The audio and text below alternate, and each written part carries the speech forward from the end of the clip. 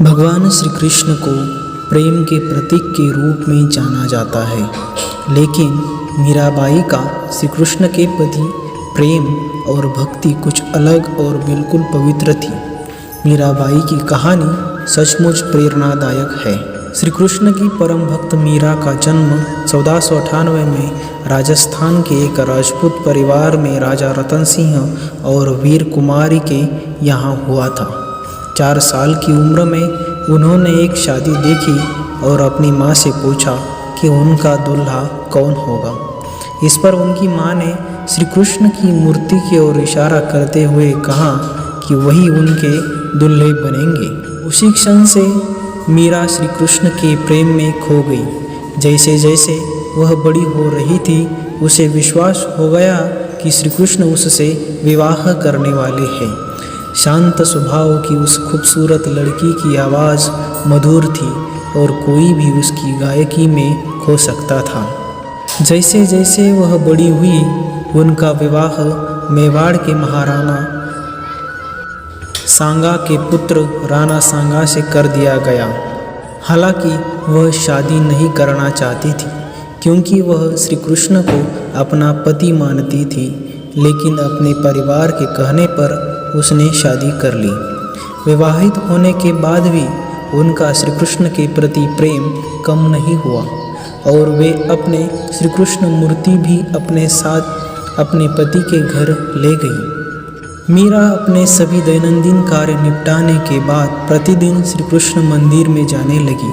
वह श्री कृष्ण की पूजा करती थी और अपनी मधुर आवाज़ में भजन गाती थी। यह देखकर उसकी सास चिंतित हो गई और उससे काली माता की पूजा करने को कहा। हालांकि मीरा ने ऐसा करने से इनकार कर दिया और उन्होंने बताया कि वह पहले ही अपना जीवन श्री कृष्ण को समर्पित कर चुकी है। इसके बाद मीरा के ससुराल वाले खुश नहीं थे और उसकी ननंद उदबाई ने राणा से कहा कि वह वफादार नहीं है। इससे वह बहुत क्रोधित हुआ और दोनों आधी रात को मंदिर पहुंच गए। हालांकि उन्होंने केवल मीरा को मूर्ति से अकेले में बात करते हुए पाया और वह अपने प्रेमी को बाहर लाने के लिए उस पर चिल्लाया। इस पर उसने श्री कृष्ण की मूर्ति की ओर इशारा करते हुए कहा कि ये ही मेरा स्वामी है। यह सुनकर राणा परेशान हो गए, लेकिन उन्होंने फिर भी मीरा का समर्थन किया।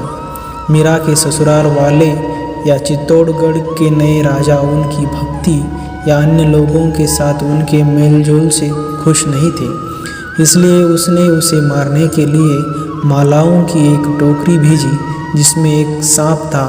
लेकिन जैसे ही उसने टोकरी खोली, उसमें मालाओं के बीच श्री कृष्ण की मूर्ति मिली। मीरा को मारने के कई अन्य प्रयास किए गए, लेकिन कृष्ण के हमेशा उन्हें बचाने के लिए आते रहे। एक समय तो उन्हें यह कहकर प्रसाद के रूप में जहर दे दिया गया कि वह कृष्ण का प्रसाद है। हालांकि वह जानती थी यह जहर है, लेकिन फिर भी उसने उसे पी लिया और श्री कृष्ण ने जहर को अमृत में बदल दिया। इस घटनाओं के बाद मीरा जी ने तुलसीदास को पत्र लिखकर उनकी राय पूछी।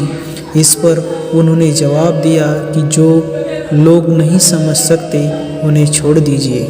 केवल ईश्वर के प्रति प्रेम ही सच्चा है और बाकी सभी रिश्ते कोई मायने नहीं रखते। यह पत्र मिलने के बाद मीरा जीवन भर उनकी पूजा करने और उनके लिए भजन गाने के लिए द्वारिका चली गई। कुछ वर्षों के बाद उसके परिवार ने उसे वापस लौटने के लिए कहा, क्योंकि चित्तौड़गढ़ में उसकी सुरीली आवाज़ के बिना नष्ट हो रहा था। इस पर उन्होंने कहा कि उन्हें अपनी पति से इजाज़त लेनी होगी। उन्होंने कुछ घंटों तक इंतज़ार किया, लेकिन वह वापस नहीं लौटी। इस पर सभी लोग मीरा को देखने गए, लेकिन वह नहीं मिली और केवल श्री कृष्ण की मूर्ति मीरा की साड़ी में लिपटी हुई रखी थी। ऐसा माना जाता है कि मीरा की आत्मा हमेशा के लिए श्री कृष्ण की मूर्ति में लीन हो गई। जिस तरह किसी रस्सी के 2 छोर होते हैं, उसी तरह प्रेम के दो छोर राधा और मीरा थी, पर क्योंकि दोनों छोर एक जैसे होकर भी एक नहीं होते, इसलिए उनका प्रेम एक होकर भी एक नहीं था। श्री कृष्ण जी के जीवन में राधा प्रेम की मूर्ति बनकर आई। जिस प्रेम को कोई नाप नहीं सका, उसकी आधारशिला राधा ने रखी थी। प्रेम कभी भी शरीर की अवधारणा में नहीं सिमट सकता। प्रेम वह अनुभूति है जिसमें साथ का एहसास निरंतर होता है, न उम्र, न जाति, न ऊंच नीच।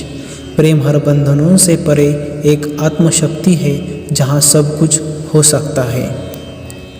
वहाँ मीरा की दीवानगी भक्ति से जुड़ी थी। परमात्मा के प्रति मीरा की दीवानगी इस हद तक थी कि उन्हें दुनिया में श्री कृष्ण के अलावा कुछ दिखाई ही नहीं देता था। मीरा जी के लिए श्री कृष्ण जी का प्यार इस प्रकार था कि पास न होते हुए भी हर पल उनके संग थे। इस तरह मीरा जी की भक्ति का कोई जवाब नहीं था। एक थी प्रेम दीवानी, दूजी थी श्याम दीवानी। जय श्री कृष्ण।